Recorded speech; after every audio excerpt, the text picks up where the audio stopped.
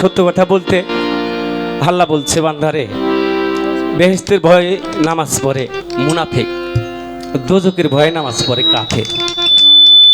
তোমরা আমার ইবাদত করো, আমি কোথায় রাখবো সেটা আমিই ভালো জানি। এই জন্য আমরা আমাদের ভিতর কোনো চাহিদা রাখবো না। এই কথাটা আমার একটু অতিরিক্ত হয়ে গেল, এই কথাগুলি বাবার মুখ দিয়ে বের হলে ভালো হবে। মাইকটা ঠিক আছে তো সাউন্ডটা হাত দিও না, বাবার মুখ দিয়ে আমি এগুলা বলানোর চেষ্টা করব।